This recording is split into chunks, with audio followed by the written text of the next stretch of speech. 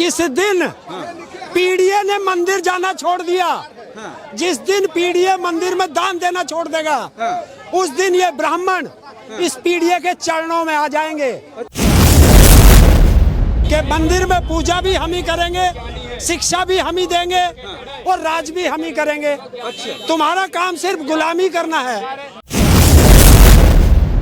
वो चाहते हैं कि जब एक बार मुख्यमंत्री कार्यालय गंगा जल से धो लिया, दूसरी बार मंदिर गंगा जल से धो लिया, अब तीसरी बार तुमको पेशाब से धो दिया। पेशाब से क्यों धोया गया?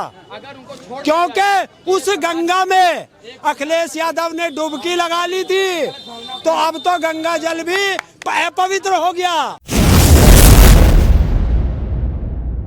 साथियों नमस्कार, मैं हूं रजनीश और आप जन आदर्श भारत देख रहे हैं। इस वक्त हम समाजवादी पार्टी के केंद्रीय कार्यालय लखनऊ में, हमारे पीछे देख रहे हैं गहमा गहमी कितनी है। आज अखिलेश यादव ने जो काम किया है उसे लेकर के सोचिए कि पूरी दुनिया में एक नज़ीर पेश की है।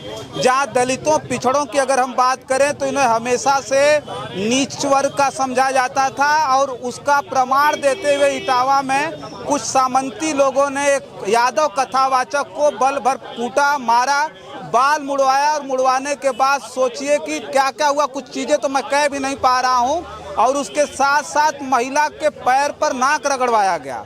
इस तरह से एक यादव समाज को अपमानित किया गया। जब उससे बातचीत हमारी हुई तो कथावाचक ने कहा कि उन लोगों ने कहा कि तुम यादव हो, शूद्र हो, तुम्हारी हिम्मत कैसे पड़ गई कि तुम आकर के भागवत कथा हमारे बीच में कह रहे हो। वो जो कथावाचक थे उन्हें समाजवादी पार्टी के मुखिया अखिलेश यादव ने बुलाया और गा करके सम्मान किया, सोचिए, और उनसे जो है भजन भी सुना। और सुन करके साफ तौर पे जो अखिलेश यादव जी ने कहा कि हम किसी भी पीडीए के लोगों को अपमानित नहीं होने देंगे। हरेंद्र ताऊ भी हमारे बीच में आ गए, पश्चिम के बड़े नेता हैं, किसान नेता हैं। बहुत बहुत स्वागत है। क्या कहेंगे? कथावाचक, यादव कथावाचक कोई अकड़ करके पीटा गया कि तुम यादव हो, शूद्र हो, तुम्हारी हिम्मत कैसे होगी कि कथा बाच रहे हो? देखिए, अगर किसी के रोजगार पर तुम डाका डालोगे तो उसको दर्द होगा। तो उन्होंने अपना एकाधिकार समझ रखा है कि मंदिर में पूजा भी हम ही करेंगे, शिक्षा भी हम ही देंगे और राज भी हम ही करेंगे। तुम्हारा काम सिर्फ गुलामी करना है, तुम गुलामी करो। और ये कथावाचक पढ़ लिख करके ये आगे बढ़ गया, तो ये उसको सजा दी गई है। ये क्या इसके मतलब क्या यादव में ये गुण नहीं हो सकता कि वो भागवत कथा कहें, कथा लोगों के बीच जाकर के बातें? नहीं, गुण तो सब में है। पीडीए में एक से एक अच्छा ज्ञानी है, लेकिन वो नहीं चाहते कि अगर तुम आगे बढ़ गए तो तुम उनका रोजगार छीन लोगे। वो उनका रोजगार नहीं है, वो तो ऊपर से लेकर के आए। वो आकर के आपके बीच में भजन सुनाएंगे, कथा सुनाएंगे, आपसे दान दक्षिणा लेंगे। दान दक्षिणा लेने का अधिकार किसे है? ब्राह्मणों को। तो ब्राह्मणों का अधिकार छीन रहे हो ना। तो ब्राह्मण को मिर्ची लगेगी। हाँ, बिल्कुल। अगर ये माइक आपके हाथ में है, अगर ये मैं लेके चलने लगूं तो आपको दर्द होगा नहीं होगा? होगा। तो किनको इसने क्यों ले लिया? नहीं, हमारा छीन के ले जाएंगे तो। हाँ, तो या तो उनका ही तो छीन लिया। दान दक्षिणा पे वो अपना अधिकार मानते हैं। नहीं, तो वो तो सनातन के खिलाफ हो गया ना। अब शूद्र होके कैसे कथा बाच सकते हैं? वो तो धर्म बचा रहे हैं ना। ब्राह्मण जो है, कौन? जो ब्राह्मण है वो तो धर्म बचा रहे हैं, उनका काम है कथा बाचना। आप शूद्र होकर के कथा बाचने लग रहे हैं। कौन से धर्म में लिखा, कौन से ग्रंथ में लिखा कि ये ब्राह्मण ही कथा करेंगे? रामचरितमानस में तो लिखा है ना। कौन से में?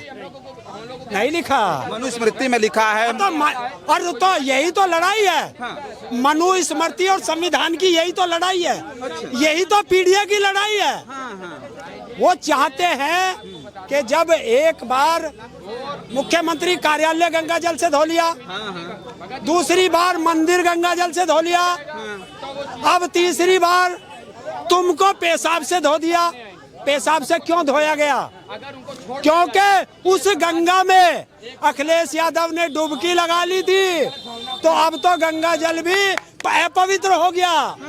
हाँ। अच्छा ताऊ, एक बात हमको ये बताइए कि सदैव से जो उच्च वर्गीय रहे हैं, ब्राह्मण रहे हैं, पिछड़ों के घर में जाकर के उन्होंने कथा कहानियां कही है, दान दक्षिणा लिया है। आज अखिलेश यादव ने साफ तौर पे कहा कि जो कथा सुन सकता है वो बोल नहीं सकता, ऐसा तुम कानून लाओ। उसके साथ साथ तुम अगर हमसे कथा सुन नहीं सकते तो तुम हमारा दान कैसे ले सकते हो, भी कानून में लाओ। तो क्या कहेंगे इस पर, क्या प्रक्रिया? देखिए, मेरा तो एक ही कहना है कि ये लोग नहीं चाहते। और कानून लाएगा कौन? हमारे संविधान में ऐसा कुछ नहीं लिखा। ये चाहते हैं कि हम अनपढ़ रहें, जाहिल रहें, गंवार रहें और इनकी पूजा करते रहें। क्योंकि अगर हम पढ़ लिख लिए, पढ़ा लिखा लोग सत्ता से सवाल करता है और अनपढ़ लोग सत्ता की गुलामी करते हैं, ये अंतर है। तो उनको गुलाम चाहिए, सवाल करने वाला नहीं चाहिए। अच्छा, एक बात बताइए, अखिलेश यादव ने जो काम किया, मुझे तो लगता है पूरी दुनिया में एक नजीर पेश की उन्होंने कि दलितों पिछड़ों के साथ इस तरह का अपमान हुआ कि भाई कोई अच्छा काम करने जा रहा, धर्म का काम कर रहा है, उसको अपमानित किया गया ब्राह्मणों के द्वारा। लेकिन अखिलेश यादव ने बुला करके अपने कार्यालय में उनको सम्मान दिया, ये तो बहुत बड़ा काम है। तो उसको लेकर के देश के लोगों को आप क्या कहेंगे? आपकी बात तो पूरी दुनिया सुनती है। जिस दिन पीडीए ने मंदिर जाना छोड़ दिया, जिस दिन पीडीए मंदिर में दान देना छोड़ देगा, उस दिन ये ब्राह्मण इस पीडीए के चरणों में आ जाएंगे। अच्छा, हाँ, ये ध्यान रख लेना। तो ये क्या आप संदेश क्या दे रहे हैं कि इन दलितों पिछड़ों को जो है ये दान देना छोड़ देना चाहिए? दलित, पिछड़े, आदिवासी जो भी दुखी है वो एक साथ आ जाओ। जिस दिन तुम पीडीए की छतरी के नीचे आ जाओगे, उस दिन तुम सुरक्षित हो जाओगे। तुम्हारी तरफ कोई उंगली नहीं उठा सकता, और जो उंगली उठाएगा उसका हाथ मरोड़ दिया जाएगा। चलिए, देखिए, हरेंद्र ताऊ जी है, किसान नेता हैं, अपनी बात को बड़ी सटीक तरीके से और बेबाक तरीके से भी रखते हैं। बातचीत हमारी हुई, बातचीत कैसी लगी कमेंट बॉक्स में जरूर लिखिएगा।